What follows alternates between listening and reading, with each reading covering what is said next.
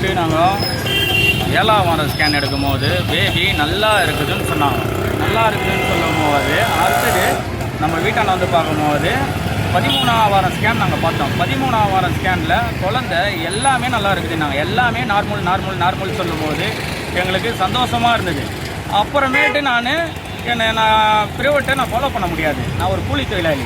அதுக்கப்புறம் கவர்மெண்ட்டை தான் ஃபாலோ பண்ண முடியும். கவர்மெண்ட்டை ஃபாலோ பண்ணும்போது அவங்க ஆரம்பத்தில் இருந்து நோட் புக்கு போட்டு உங்கள் ஒய்ஃபு எல்லாத்துலேயுமே நல்லா இருக்குதுன்னு சொல்லும் போது எங்களுக்கு ரொம்ப சந்தோஷமாக தான் இருந்தது. நல்லா இருக்குது எல்லா விஷயத்தையும் நல்லா இருக்குதுன்னு சொல்லும் போது எங்களுக்கு எல்லாமே லாஸ்ட் கிளைமேக்ஸில் நாங்கள் ஜனவரி 30ஆம் தேதி நாங்கள் வந்து அட்மிட் பண்ணுறோம்.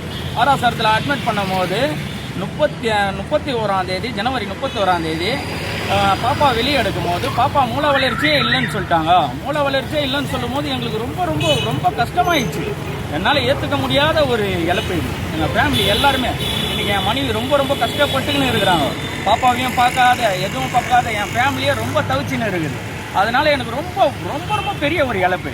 இது வரைக்கும் பாப்பா ஃபுல்லாக ஒரு டீப்பு வழியாக தான் ஆக்சிஜன் போகுது. மூக்கில் ஆக்சிஜனே இல்லை. இந்த கோரிக்கை எதனா முன்னாடியே சொல்லியிருந்தா 5 மாதத்துக்கு முன்னாடியே எங்களுக்கு சொல்லியிருந்தா இன்ஃபார்ம் பண்ணியிருந்தா 5 மாதம் ஸ்கேன்லேயே சொல்லியிருந்தா கவர்மெண்ட்டு இன்றைக்கி நாங்கள் அந்த கவர்மெண்ட் ஸ்கேனை பார்த்து பாப்பா எங்களுக்கு வேணான்ட்டு நாங்கள் விட்டுருப்போமே. இன்றைக்கி நாங்கள் ஒன்று ஒரு வேதனையும் வலியும் நாங்கள் ரொம்ப படுறோம். இதனால் இந்த பாதிப்பு யாருக்குமே ஆகக்கூடாது. எங்கள் தமிழ்நாட்டில் இருக்கிற ஒரு தாய்மாருக்கு கூட ஆகக்கூடாது. ஏன்னா அவங்க யாருக்கு ஆகினாலும் அது என் பாப்பா மாரி தான். அது எதுலேயுமே ஒருத்தர் கூட ஆகக்கூடாது. இதுதான் என்னோட லாஸ்ட் ஒரு வார்த்தை. இதுக்கு நீங்கள் எங்களுக்கு நல்ல ஒரு கோரிக்கையாக தான் இருக்கணும். இது எப்படின்னா எல்லாருக்குமே இந்த கோரிக்கை நிறைவேறணும். இதுதான் என்னோட லட்சியம்.